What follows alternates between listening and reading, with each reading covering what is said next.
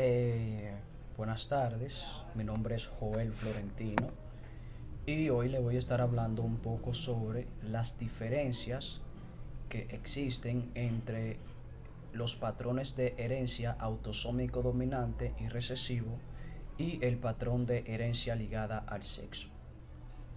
Pero para hablarle sobre estas diferencias, primero debo de hablarle un poco sobre cada uno de estos patrones de herencia. Cuando se refiere al patrón de herencia autosómico dominante, se refiere a lo siguiente, de que una persona eh, produce o tiene un gen, una copia de un gen mutante y una copia de un gen normal. ¿Qué pasa? Que este gen mutante va a dominar o va a afectar la funcionabilidad de este gen normal, produciendo así un trastorno o una enfermedad genética. Por ejemplo, vemos aquí en la autosómica dominante donde una persona posee un gen con la enfermedad o trastorno de la osteogénesis imperfecta. Esta enfermedad es una enfermedad que se caracteriza porque el colágeno, que es el que se encarga de fortalecer nuestros huesos, los genes afectan este colágeno o afectan la producción de colágeno, haciendo así de que los huesos puedan romperse muy fácilmente. Entonces, vemos aquí una persona enferma y una persona sana. En este caso es la mujer.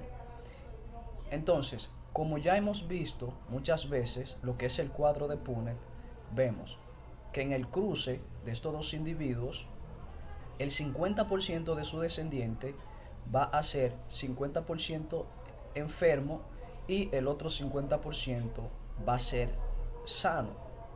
Entonces, en el patrón de herencia autosómica recesiva es un poco diferente, ya que para que un individuo pueda manifestar la enfermedad, tiene que tener los dos genes mutados, tanto del padre como de la madre.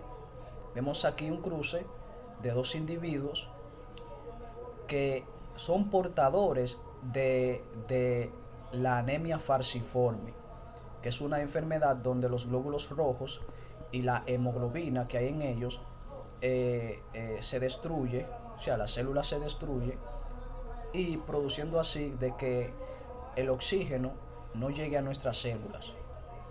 Entonces, esta enfermedad puede ocasionar la muerte.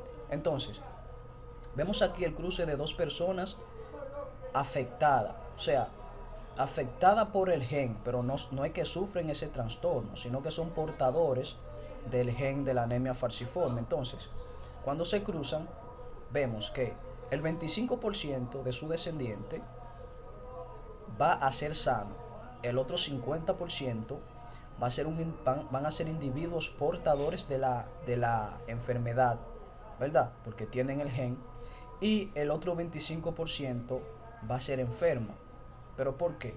Bueno, porque posee tanto el gen mutado de la madre como el gen mutado del padre. Entonces, la herencia ligada al sexo se refiere a los cromosomas sexuales, que son los cromosomas que están en nuestras células, en las células somáticas. En el caso de la mujer tiene dos pares de cromosomas, mientras que el hombre solamente tiene un par de cromosomas. Por ejemplo, un par de cromosomas donde tiene un cromosoma X y un cromosoma Y. Entonces, las enfermedades, en el caso de las mujeres o de la hembra, es muy escasa. ¿Por qué? Porque esta puede tener un gen, ¿verdad? O cromosomas que puede ser heterocigótico para una enfermedad u homocigótico para una enfermedad. O sea, un heterocigótico normal o portador. Entonces, las enfermedades en las mujeres son muy escasas. ¿Por qué? Porque las mujeres, al tener dos cromosomas X, pueden hacer una compensación de dosis en el caso de que haya un cromosoma afectado. ¿Entiende? Entonces, en el caso del hombre es muy difícil que eso pase. ¿Por qué? Porque como vemos aquí, eh, el cromosoma X del hombre, o sea, el cromosoma Y del hombre, no hay suficientes genes para poder hacer la compensación de dosis. Entonces, así puede producir la enfermedad. ¿Me entiendes? Pues en este caso es el daltonismo, que es cuando hay un problema en la visión, que la persona no diferencia muy bien el color verde y el rojo. Entonces, ¿cuáles son las diferencias entre estos patrones de herencia? Muy simple. Los patrones en el patrón de herencia autosómico dominante, para que una persona pueda tener la enfermedad, basta con solamente tener un gen mutado. Y así se va a producir generación tras generación. O sea, el 50% va a ser afectado y el otro 50% va a ser sano. Ahora bien, en el caso de la autosómica recesiva, vemos que para que el individuo pueda poseer la enfermedad o el trastorno genético, tiene que poseer tanto el gen mutado de la madre, como había dicho anteriormente, y el gen mutado del padre. Si no, pues entonces la persona es una persona portadora del gen. Ahora, en la autosómica dominante como autosómica recesiva, se encuentran en los autosomas, o sea, en las células no sexuales, mientras que en la herencia ligada al sexo sí se encuentra en los cromosomas sexuales. Bien, entonces, la diferencia también que hay entre, entre la herencia ligada al sexo, como había dicho anteriormente, es que se encuentran los cromosomas sexuales. Bien, entonces, vamos ahora con el principio de segregación y su relación con la meiosis.